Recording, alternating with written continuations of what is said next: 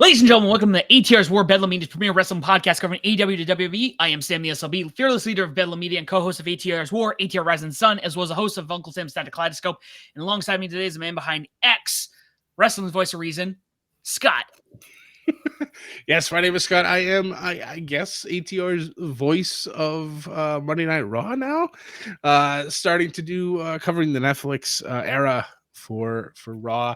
I'm also 1/3 of ATR is War, and your current Bedlam Media wrestling champion. Feels good to say, but two-time. It was an ass whip. It was an ass whipping, ladies and gentlemen. You know, I guess you should just start calling me Mr. Bedlam in the Bank because I can't be beaten. As well as the third man, the man in black, definitely this time not from parts unknown. That is definitely not his basement. My co-host from ATR Rising Sun, Ethan.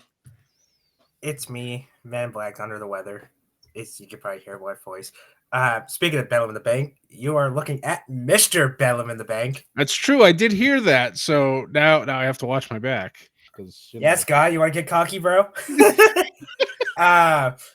You can follow me on Twitter. It's wrestling_fade_9. Let's be honest, I'm never changing that. You can follow me on pwmade.com, prowrestlingwire.net, bodyslam.net, anything under the sun, no pun intended. The third of ATR's War and 1/2 of Rising Sun. That's right, guys. Before we begin, don't forget to like, share, subscribe, follow us on YouTube, X, Instagram, and Facebook. This is part 2, folks. 5-year anniversary. If you haven't already, go back and listen to our first episode of the year. Scott and I had a very, it sounds weird, a very intimate one-on-one talking about the 5 years of Scott and I, and even further, if we want to be honest, 7, 8, I don't even know at that point. 7, 8, 7. So. 7. Yeah, I don't know. Yeah, it just all runs together at this point. But like 5 years of the podcast, but we thought it was important to do one with the whole family. So that's right. I'm drinking again. Not as bad as the last time, but we're here to have a good time. We're here to talk. We actually have to talk about some end of year stuff too that we want to talk with Ethan. First and foremost, I think, we'll save that for last because I have a feeling it's going to take up a lot of it. 2024 for wrestling. I think we just need to summarize it. I think 2024 was a big W for everyone. I agree. Yeah. WWE on their side, just killed it in 2024. And, leading into Raw on Netflix on the 6th. And yeah, just the sky's the limit for them. I know AEW hit a little bit of a hiccup, but they've been doing better. They've been trending in the right direction. Obviously now they're on Max streaming as well. Also with being on TBS for Dynamite. So things are going in the right direction. Let's hope 2025 is better for everybody. Ethan. Yeah. Well, here in Canada, I get all the WWE stuff on Netflix. And then I get TNA on Sportsnet 360. That's the old home of WWE. Well, in Canada, I gotta disclaim that. Which is cool. Even though funny on TNA Plus, you gotta wait a couple weeks, like if you're in Canada, which is fine, but I'll just rather watch it live. I find if you watch it a couple weeks later, like it's just like really no point. I'm one of those people, like if I don't watch it in a week, then there's really no point, kind of thing. I get it. It's just like, because like I know you did it a few times with AEW and stuff. I mean that's nothing wrong with that. I'm not like judging anybody. No, I know. Just got to throw this clear out there, but it's just like Netflix. I can't wait for 3.5 hour show. I was recording. Well, I recorded for 3.5 hours. I was on a little late. The show ran, I think, maybe a few minutes past 11, so it was definitely longer. It was over 3 hours, but yeah. I fell asleep during the it was boring or anything. I just had work in the morning. Like I started watching it, and next thing I know, I fell asleep. I was like, and I woke up. It was just all the Netflix 30. So I was like, oh, I missed it. so I had to go back and because the last part I remember was when who was it? Oh, Punk doing the neck breaker off the top rope. Oh wow. Okay, yeah. So you didn't see the finish. Yeah. Okay. I went back yesterday. Yeah. I forgot and watched it. I was like, man, how much? I didn't really miss that much. Honestly, I think like 3 or 4 minutes. I think it was because it Oh, only okay. went. You almost made it to the end. Yes, which was good. And then I was low. Okay, I'm just gonna throw it in this one I'm gonna tell with this butthole. Hulk Hogan got booed out of the building, and I loved it. I loved it. It's like that Simpsons meme. Are you saying Hogan or Boogan? No, they were saying brother. I guess I don't know. Yeah, that was a pointless segment, but I loved it because the fans were like, no. I think at some point, and I think that was the overall. Because actually, when I didn't want to get into this right away because I figured we talk about all the streaming numbers, but I guess we'll kind of focus on like these little talking points here. When I was watching the video, I honestly thought at first they scrubbed Hogan because I'm watching like the intro video that Scott was like, "Oh man, they did was a gem," and I'm watching him, and I'm like, "There's no Hogan." They're going to Bruno Sammartino, and there's Macho Man, and they're kind of going through. I'm like, "Oh, they must have just cut Hogan out," and then they start going to the canvas that they're painting. Yeah, and they start painting Hogan, and this is the thing: Hogan didn't kill his family, so he's no Chris Benoit. He's not. Did he say questionable things? Yes. Absolutely. Oh, yeah. He's going to heat with all the black people. Yeah. I mean, it led to this incredible segment from, I think, WrestleMania 36, 37 with him and Tyson. Titus. When they both came out as pirates. Yeah, oh my God. And he wants to go say, whoa, whoa, whoa, we can't say that here. I thought that was incredible. I don't care what anyone says. So regardless of that, I think it is important to at least go. I mean, Hogan was like the guy. It's hard to knock that. You can boo him all you want, this and that. I do think hey, without Hogan, I mean, who there's Macho Man, there's all these others. I get it, but I think he's there. He's gonna be the legend. It's not ideal. There's a lot of people in Hollywood. I'm just like, ugh, gross. But you know what? They're there. They're important. I actually missed that segment. I did miss that segment because I did drop off. But we'll talk about all the Raw stuff and the Dynamite stuff when we get to. I want to talk about the streaming stuff, like I said. What I want to make sure we cover within this hour, and that's right, I said hour because I was thinking about when we were recording the other day, Ethan. I'm like, man, we were this close. We almost went over an hour and a minute. We're sticking to the hour, folks. I'm gonna make sure of it. I don't care what I have to do. I might start firing people. No. Bunch of cuts. That's right. Cuts. That's right. I'm going first because I make money. Not from this, though. I was like, we don't make money yet, Sam. So anyways, Ethan, I think is very important because Scott and I, we had our moment, and we want to make sure that we talk about, obviously your contributions when we were obviously talking about expanding. Everyone talks about WWE. This was a big talking point, I think, and this is what made us. And we talked about it in the last episode. AEW was a big part of us creating this product, creating, above the ring. And then we talked about expanding, and we want to talk about other content. And obviously, you and I started talking New Japan. We could not ignore Wrestle Kingdom, especially after Jericho and Omega. Not to knock Omega Okada, which is absolutely an incredible thing. And I mentioned it to Scott. I think I said it to Scott, and I want to mention it to you as well. Maybe I said it to you, but we can talk about it now. It was one thing when you saw, Omega Okada, this is incredible. And then all of a sudden, end of the year, you're like, why is Jericho on New Japan TV? What is Chris Jericho, a WWE legend, doing challenging Kenny Omega, who had one of the most incredible matches at the beginning of the year on television? Yep. And you just can't ignore New Japan. Nope. Wrestle Kingdom, even despite, and guys, go back and listen. We got a pre-show, we got a post-show that have dropped way before this. Definitely worth your listen. And most importantly, go watch them. Go watch those shows. Wrestle Kingdom is the second largest event after WrestleMania, and it is considered the Super Bowl in Japan. Oh yeah. And that's no joke. It's not just the WrestleMania, it's the Super Bowl. And we know what the Super Bowl is in the States. Yep. Definitely a show worth watching. So, again, first and foremost, thank you for all your contributions, Ethan. You're just family at this point.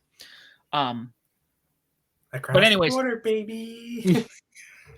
before I'll let you give some thoughts before I get into what I'm going to say. We're going to go through we've adopted Ethan's ratings as the official Bedlam Media Above the Ring wrestling scale. You don't have to go to Dave Meltzer if you don't like Dave Meltzer. Some people hate him, some people call him God. He's been there forever. He's been watching he was probably Ethan at one point. He's probably just like, I'm watching wrestling when you couldn't watch all the wrestling in the world in the 80s, when you were the dark ages of tape trading. Imagine Ethan if he had a tape trade. He'd look like Charlie Day from Arrested Development there. Just like... So, Ethan, I'll give you your thoughts about, these past couple of years, and then I want to definitely go into the top 10, top 15. Oops. We'll do 15, but before we get that, what a ride, boys. 3 years. It was funny. I think it was Scott I was talking with, and then I was like, no new Japan stuff. I love Japan stuff. Honestly, if I had to live somewhere, I would live in Japan in a heartbeat. Because you ever see those this not wrestling for a second, like, you ever see those weird like, if you had to live somewhere else, like not in your country, like what would be your second? Me, it'd be Japan automatically. But yeah, so just one DM on Twitter. Yeah. No. Well, back then it was Twitter. Now, and then be the same talking about New Japan, which actually just passed. That was 3 years ago, which is just fucking crazy. Yeah, so it's insane. I know I've been falling behind with the results on Japan stuff. You're a busy guy. We get it. Don't even worry about it. But keep an eye out. I gotta start posting them again, so nice. Keep an eye out. And it won't be the old way. I actually like doing the article way, like from my sites. Just instead of doing like threads, no pun intended. It's just easier, like link, boom, okay. Oh, I don't have to read like 3 tweets. It's just like, wow, I should have did this years ago. Like, it's funny how Sam Brown, Jericho, and Omega, that was my match of the year 2018. Number one. Basically, fantastic match. Well, I mean, because Jericho's still technically on a contract with WWE. Just think about that for a minute. Yeah. And you know who? Their shit pal was there. Yep. And Vince, he asked, which I can respect Jericho because like you just don't know. You know, everybody knows Vince. And like everybody outside, no. Yeah. Yeah. But that basically how Tony Khan pretty much did. That's how AEW like, and think about it too. Like New Japan World subscriptions went up by a lot. Because I mean, it's Chris Jericho. I mean, Blair and Tree stuff sucks. I'm just gonna be honest. But I like it's like top 2 because Kenny and I'm gonna steal Don Callis thing for by God Omega. Which Sam we'll talk about Wrestle Dynasty stuff later on Rising Sun. Whew. Yeah, 3 years. Can't wait some 3 years already. And I'm pretty excited with these top 15 matches. 2024, sorry. Oh, by the way, one more thing. Sam, I want you to guess how many North American matches I have on here. Scott, give me a close number for Japan. I need your top 15? Yeah. Closes are on the dot. I'll count them. I think... Yeah, go ahead, Sam. I was going to say, you want me to guess the North American number? Yeah. Man. There's 15, so... I'm gonna say this. I'm gonna lowball because I know you well enough at this point. He does. You two know me pretty well. Because I was gonna highball mine too. It was like... So I'm gonna say my highest guess is 4 North American matches.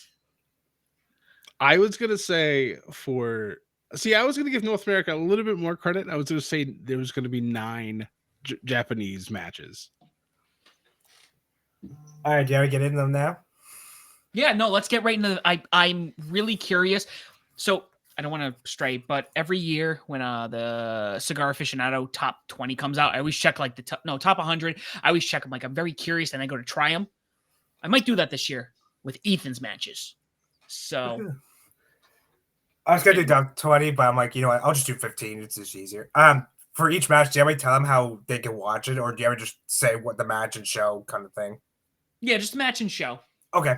So number 15, you might be surprised with this one, but Tony Storm defends the women's title against Brian May All Out. All right. August 25th. Sorry, forgot to put the date in there.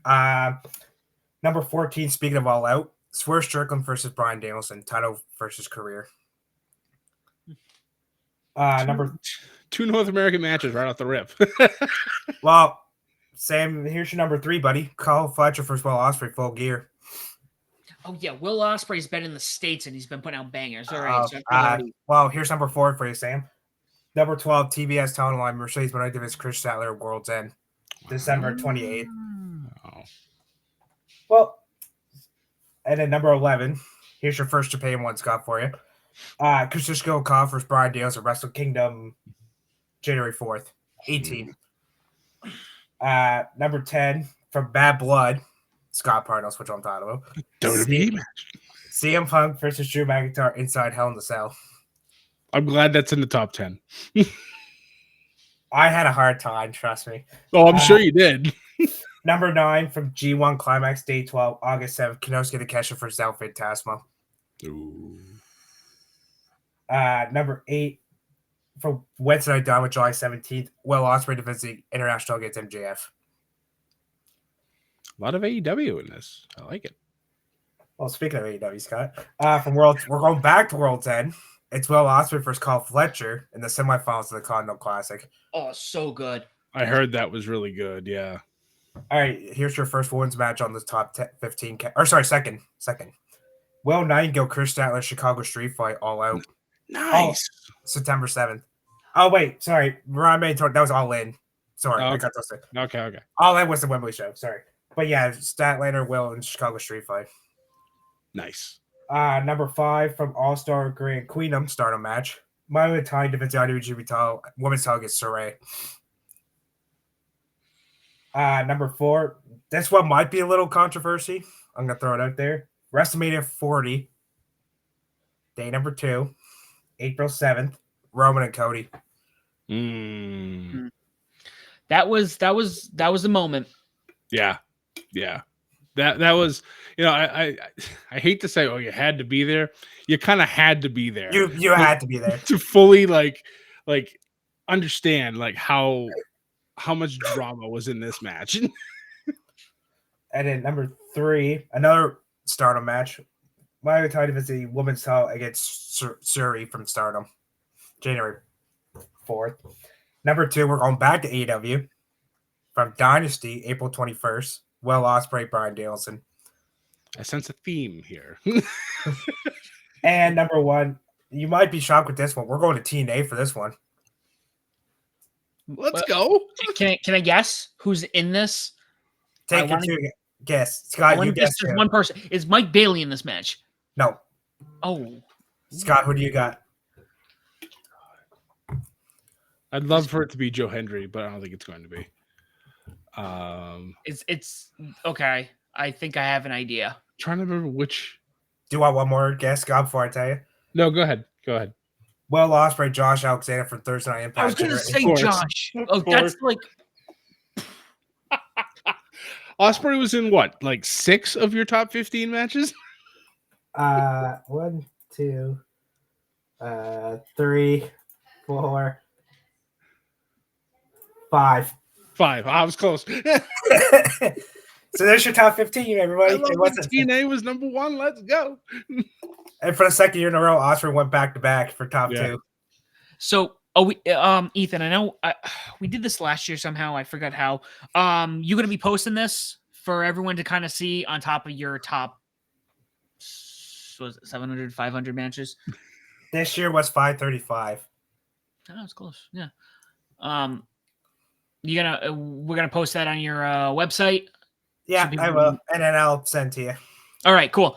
I knew that TNA one. I knew I was gonna shock both of you. That's great. I love that. It makes sense. I mean, we've talked about Will Ospreay all year. Yeah, like he just like No joke, banger after banger after banger. And then Josh Alexander is like the workhorse of TNA.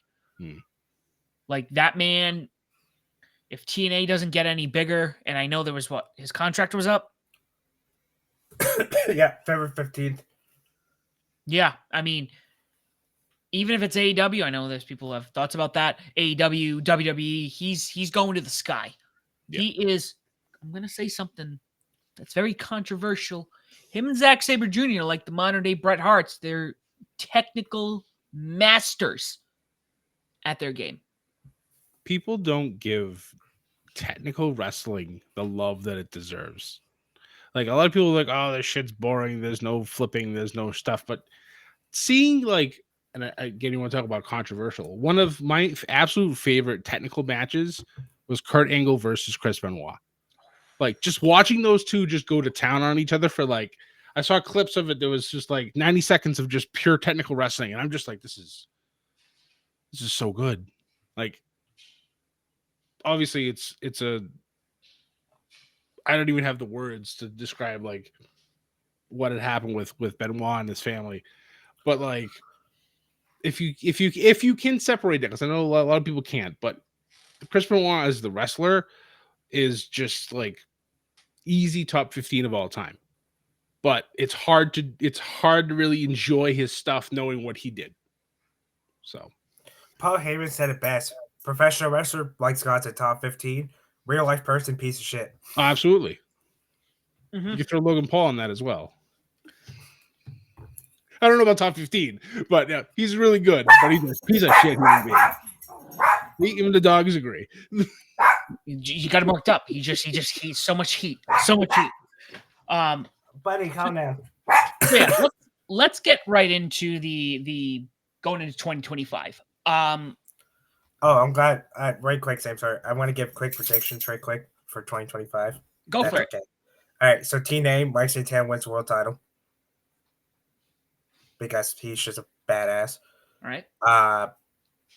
Joe Hendry wins the TNA world title, and or shows up in the Rumble with the TNA world title. That would be awesome. Ospreay's gonna become world champion. Yep. Obviously, I can see that. Darby Allin becomes world champion, but it's only short. Okay. He's a transitional champion. I see that. Well, he's coming back over in like a few months. Takeshi comes out of GP World Champion. Ooh. Spoiler: he signed a contract with New Japan for a year. I did see that. By the time this drops, we will have talked about it. Oh yeah. G1 winner this year, him or Suji. I'm gonna say it. Josh Alexander should be in G1. Ooh. Sign me up. Any WWE predictions or AEW? Well, you did AEW. Any WWE predictions? Kevin Owens becomes WWE champion. I can see him winning at the Rumble. I can see it. Unless Orange screws him over. All right. Try to think. Live for Carey comes Women's Intercontinental Champion. Defense against Becky Lynch at WrestleMania. That'll be a good one. That'd be good. Thank you, Solo Monster, for that one because I didn't actually think of that. Dakota Kai does hold a singles title this year. I hope so. She deserves it. Jordan Grace, watch this, Scott. Jordan Grace signs with WWE and goes to the Women's Rumble. I almost feel like that's definite at this point. Big E comes back for one match. Takes out the New Day. 2-on-1 handicap match and absolutely destroys the boys. I see it. That sounds like a Mania match. Oh, absolutely. Oh, my God, yes. The heat. The heat they'll get, sorry. Drew should get one total roll longer than 5 minutes, please. Mm. And with a crowd? Well, he wanted Philly for 5 minutes, but yeah. Well, I mean, with a crowd, too. I mean, yes, he did win it when we were at Mania, and then that happened. But also, again, year of COVID, he had the title for a while, but it was the Thunderdome. So. Here's a wild one for 2025. John Cena makes it onto Ethan's picks top 15 matches of 2025. I don't think he gets number 17.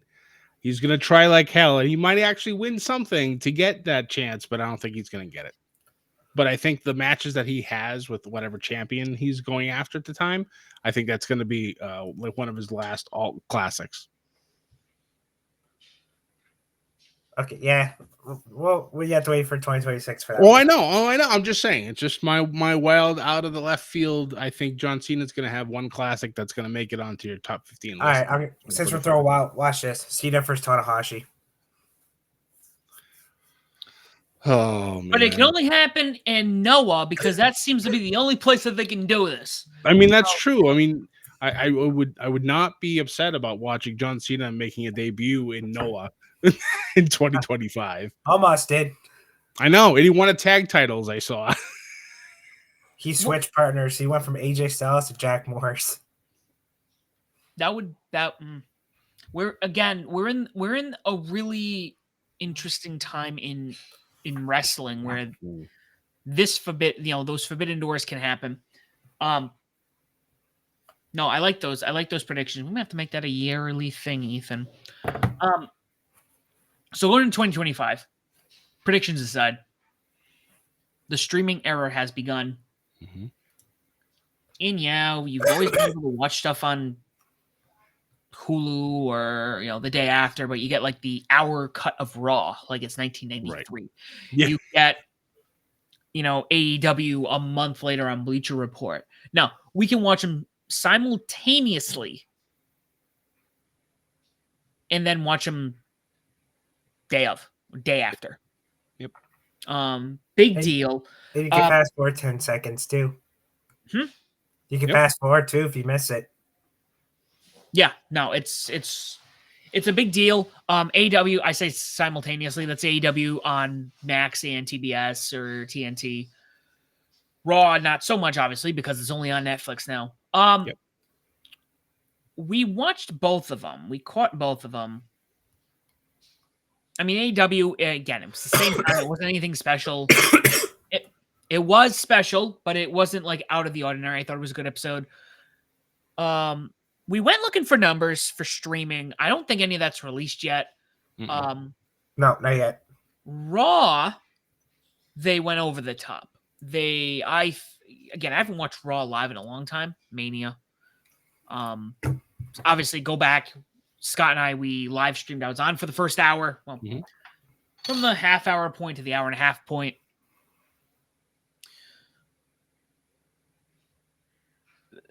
This was really exciting. Presentation for Raw was just, Scott said, it was over the top. It was incredible. Yep. They made it feel like a premium live event. The whole show, there were 4 matches. The whole show. 3 hours long, 4 matches, but each match was great. And the segments in between were great. Not obviously talking about the certain All-American beer man, but that segment was great for the crowd, I guess. But everything about the show just felt bigger. And I even watched the press conference afterwards. And I'm like, my God, they're having a press conference for Raw. I'm like, what is this? Like, it was so much fun to watch. And it was great because I had people in the chats with us we were talking the whole time. And it was just, I really enjoyed it. So I'm going to continue doing it. So yeah, I'm all in. No pun intended. It's great. I love it. They should add at least 1 or 2 more matches. Yeah, I think it was just for the whole presentation. It's the first time doing it and stuff like that. I fully expect next week. I think they already announced at least 4 matches already, and I would assume there's probably going to be some more that's added in. They're not going to have like the celebrity stuff like they did on the first one. It'll be more storyline driven, and they'll have actual stuff. So I'm looking forward to it. I think like the main event is probably going to be for the Women's Intercontinental Championship with Dakota Kai going against Lyra Valkyria. I hope at least they get the main event because they deserve it. And obviously by the time this drops, we'll have known what had happened.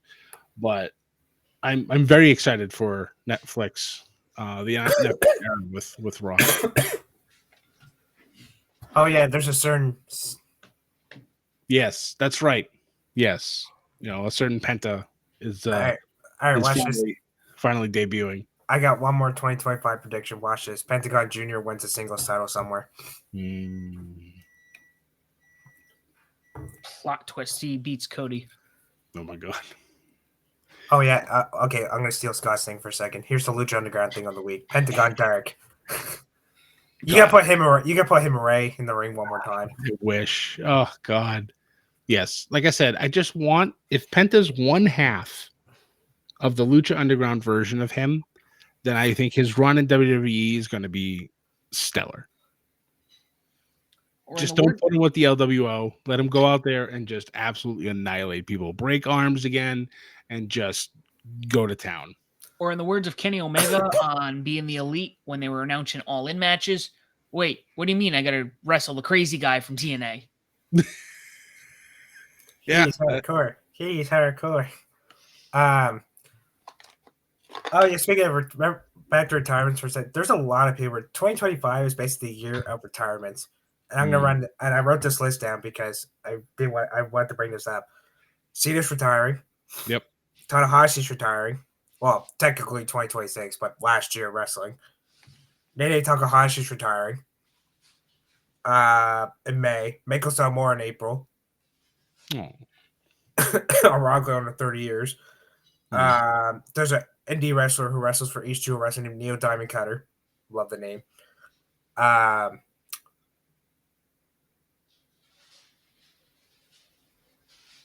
Sumi Sakai this weekend, Sam at Battle in the Valley. Mm-hmm.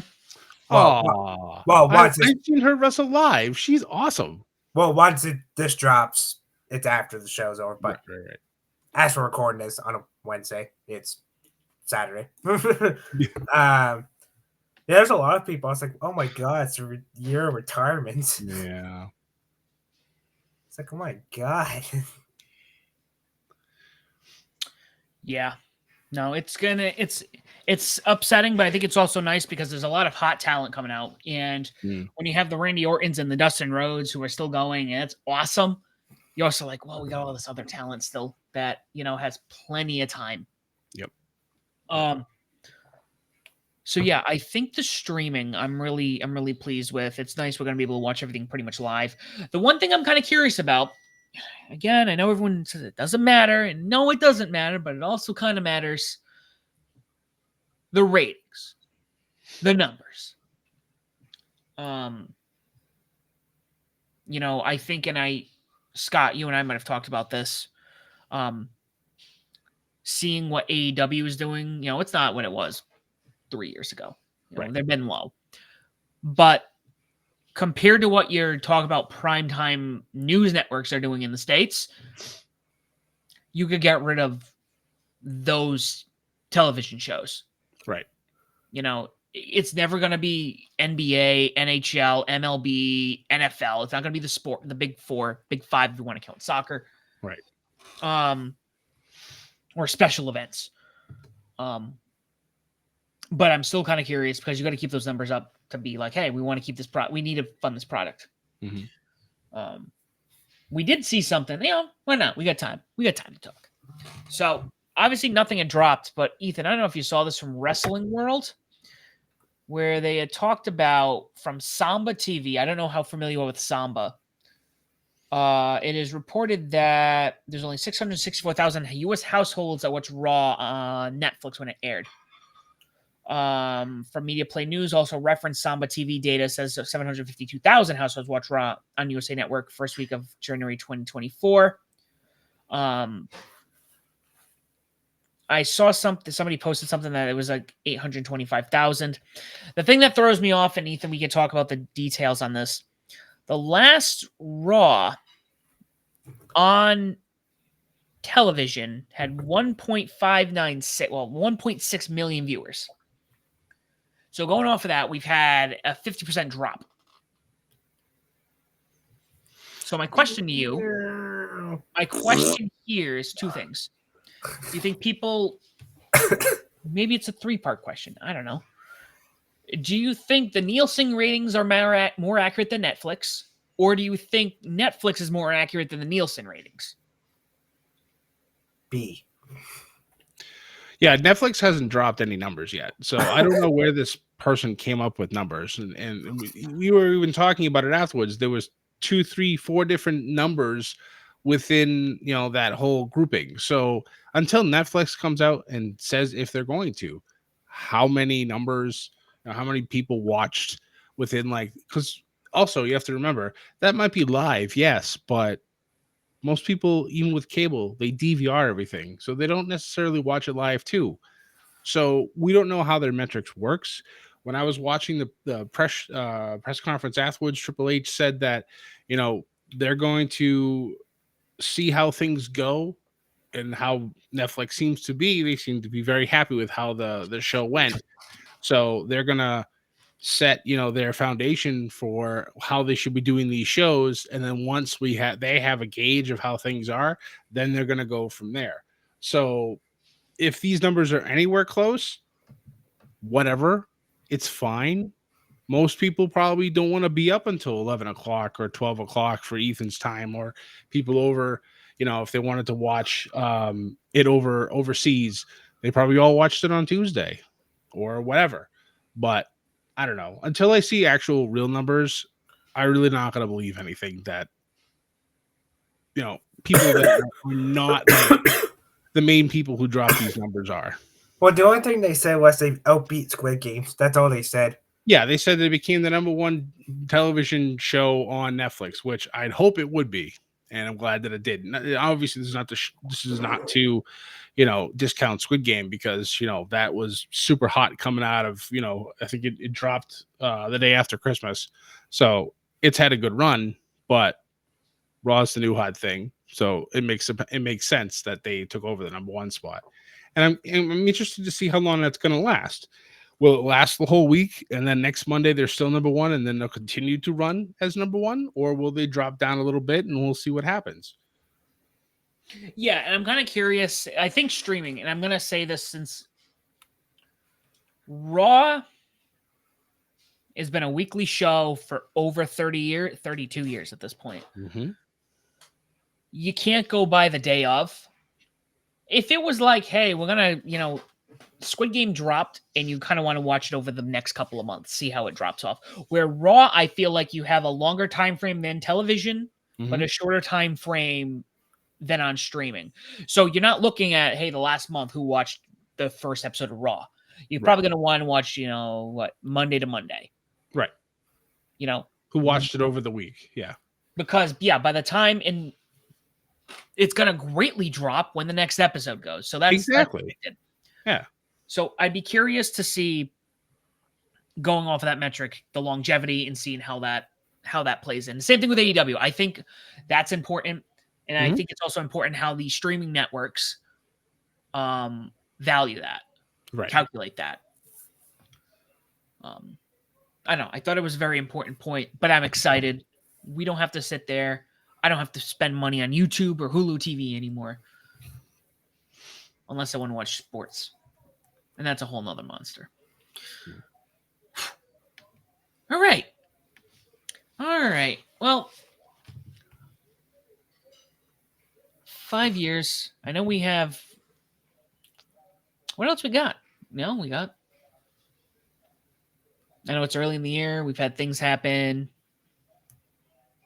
It's going to be a fun year for us. We're going to have some special guests come on throughout the year. I've already been in talks with a few of our previous guests that we've had, and some other people, and they're very excited to come back on the show. So stay tuned, guys. It's gonna be a fun year. It's gonna be lots of shenanigans, because that's how we roll. Our pick shows are always gonna be ridiculous. Now that Ethan is the Bedlam in the Bank holder, I have to watch my back, because he can challenge me at any point until WrestleMania, because right now he's got such a commanding lead in this season. I might just have the title. Yeah, it's 6-point lead. Yeah, I might just have the title until WrestleMania, and then once I drop it to Ethan, then at that point, Ethan has to relinquish the Bedlam in the Bank, and then Sam and I get to fight for that. So yeah, It's gonna be it's fun. Like this is just our little fun throwaway thing that we do. It's just a whole lot of it's just it makes things interesting. Well, more interesting because what we talk about is interesting. Because if it wasn't, we wouldn't be talking about it. First, So speaking of pig shows, our first one of the year is Genesis. that is correct. So we should have our that is next Saturday. The 19th, yeah. It's the 19th. Okay. So by the time this episode is dropped, guys, that will have happened. Yep. We'll have our pick shows out for that week. Genesis, obviously we have to look at the calendar, Scott, and kind of go over this again. Yeah. Basically, I would say basically January is not going to be a quiet year for Bedlam anymore. Normally it's been a pretty quiet month until the Rumble, but we're doing all these different types of shows and and of course the Rumble show itself is always a fun show to do. Oh, I'm glad you brought that. Do you see where they're going next year? I did. Yeah, that's the other talking point we had, didn't we? Yep. That's right, folks. Saudi Blood Money is now the Saudi Blood Money Rumble. Yeah. It seems like I saw something that it's one of the most disliked posts on WWE social media. There's not a lot of people that I talk to like in the real world about wrestling, but a lot of the people that I do talk about it, they're like, I refuse to watch WWE stuff when they go over to Saudi. And I'm like, I get it. I understand it. I get it. I understand. So the fact that they're going to bring their second biggest show of the year over there says a lot. Yeah. I don't know. I think part that aside, and I think it's a very big, I know a lot of people make BS, which to me tells me that Mania in Saudi Arabia is coming very soon. And that's going to piss a lot of people off more than this. Especially London. Yeah. Mm-hmm. Yeah, I feel like if anybody, London or England or the UK deserves to have a Mania before Saudi Arabia does. I'm gonna feel bad for the women. I mean, things have gotten a lot better since the first show. And like even out in Saudi Arabia, things have gotten a lot better for women, but it's still not where it should be. So I feel bad for the tourists if they do travel over there. So I don't know. It's an interesting choice to have a show over there of that caliber. But yeah. As I'm talking, I'm looking at the calendar, and we're a little behind the scenes here, but timing is everything. And actually, by the time this episode drops, we will be within the week of Mania of the Rumble. Correct. So, Rumble this weekend. I guess, guys, we'll go listen to our pre-show that we've talked about. Go listen to everything that we've talked about. We might have had special guests on our. Might have special guests coming. Who knows? That being said, yeah. I mean, I don't know. I don't have too much more after that. Also in February, very, very unique. Another thing, actually, while we're chatting, chit-chatting, if you will. Mania, and we might have talked about this already, but we'll talk about it again. Mania weekend is Easter weekend this year. Yep. In Las Vegas, in the city of sin. How apropos. Slash 420. RBD and Matt Reynolds' favorite holiday. Quite the interesting which is fine. I don't travel. I usually stay in my new home down here. So that's perfectly fine. Looking forward to it. I guess we'll have good old Easter ham. Easter ham with the body slam. Yeah, that's it. Ham and Mania. Hey, they still started. It's a ham mania. Ham Mania. God damn. So yeah, we got a loaded year. One last thing I want to bring up. I didn't really have anything else that I was thinking about. I think we were talking about potentially bringing back the Ring of Honor stuff, depending on if they get a TV deal into Yep. the Bedlam Media Championship. I also, while we're here talking about that, what's our numbers? Let's just talk numbers, guys. What is the score currently for everybody, so we know going into 2025 home stretch? I believe Ethan has, is it 15 points now? Yeah, he's got the scoreboard. Sorry, I was doing something. 1 sec. Where the hell am I? I lost my scoreboard. 1 sec. Oh, yeah, I'm at 15. Scott's at 6, and Sam's at 7. Wait, that's not right. Oh wait, hold on. I forgot to update. Hold on 1 second. I did write the pay-per-view scores, so 1 second. Hold on, give me 1 second. You two talk for a second. Let me read. Let me recount. You two talk for a second. One. Shut up, Sam. Okay. So folk here, all three. Survivor Series is me. Well, Bellin Big with Scott. And Scott won deadline. Oh yeah, that's right. That So was I have 8. Yeah, so you I have have 8. Yes, yeah. Okay. All right. Sorry. Hold on. Let I'm me fix heating that. up. I'm heating up, Ethan. This is what happens every single year. That's the funny part. I know Scott brags about, but it's literally true though. Like sometimes I'll get a few wins in like very early in the season after Mania, and then I'll go ice cold, like the worst of the worst slumps, and then the calendar turns over and it's just go time. I don't know how it just happens every single year. It's how I won the championship the first year. It's how like I almost won it the second year, and then the third year. Actually, the third year I had a commanding lead, and Ethan caught up, but I was still getting points as things were going. But he was just getting that extra step. So yeah, it was. I don't know. So Was that WrestleMania 39? Me and you tied. Oh no, wait, I didn't finish with Joy until there were nothing. Yep. It was nothing. And now it's just basically between me and Scott. Where it's by what? It's the 1 point lead tie. God, it's insane. But yeah, like you like were blasted out of a cannon this season, and now Sam and I are like, we gotta go. Yeah, I know. Thanks for acknowledging me during when I had to miss that one episode. Do Sabu. Yes. That's right. And people don't get for new listeners. Was that? I'm trying to think.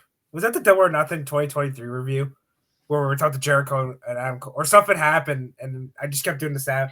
Oh, I was acknowledging Zach. That's what it was. That's right. And he couldn't see me doing it, so I started. And Sam's like, "Why are you Sabuing?"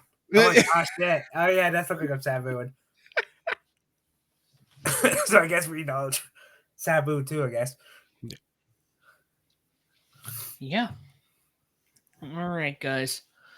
Wrapping up here. I know it's a short episode, but like I said, we've been trying to tighten it up to the hour. 5 years in the bank.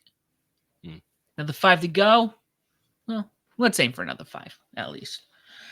Anything else you want to chat about? We got a couple minutes left. Are we?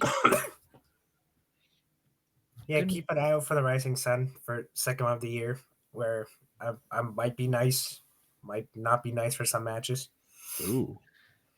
Yeah, guys, Rising Sun. We're gonna be a little more, hopefully, focused this year. By a little more and focused, I mean me. So, guys, thank you so much for listening, sticking with us. If you've been here since the beginning, like I said, YouTube, we only have 107 followers. Let's get that to 2. Why not? Let's have a little fun. Same thing with X. Ethan, before we continue, tell everybody where they can find you. Okay, you can find me on Twitter. I'm calling it Twitter. X is so dumb. Wrestling _fan_9 Blue Sky Ethan _black at Blue Sky Social. God, why is that so long? You can follow me on pwmade.com, bysam.net, PW Potters, the Poor One, where I review, no pun intended, every wrestling show under the sun. And you can find me on here and on the Above the Ring Twitter for the Japanese side. Your turn, North American champion. Yeah. Yeah, you can find me pretty much everywhere as Scotty J Stream. I guess I am the newly appointed voice of Raw for ATR. Yeah, and 1/3 obviously of ATR is War. Looking forward to a big year. I see big things for us boys. That's right. So do I. And you can find me as the SOB Official on X. We are on Facebook, Instagram, YouTube. Like I said, subscribe, like, follow us on YouTube. Let's get us to 200. I know it's a little number, but it would mean a lot to us. Same thing, follow us on X. We are on all streaming platforms. If you cannot find us on something, let us know, and Scott will put us on there. Join the Discord. Yes. Oh, yeah. We got our Discord. Keep forgetting that. It's down in the link below. And as there is something we're not on, like I said, let us know, and Scott will put us on there. Also, don't forget to tell people why Bedlam Media and Above the Ring is podcast you're choosing and why they should listen to us as well. Guys, we're out of time. Thank you so much for listening. Thank you for joining us for the past 5 years. And as always, do not forget to join the Bedlam. Thanks, guys.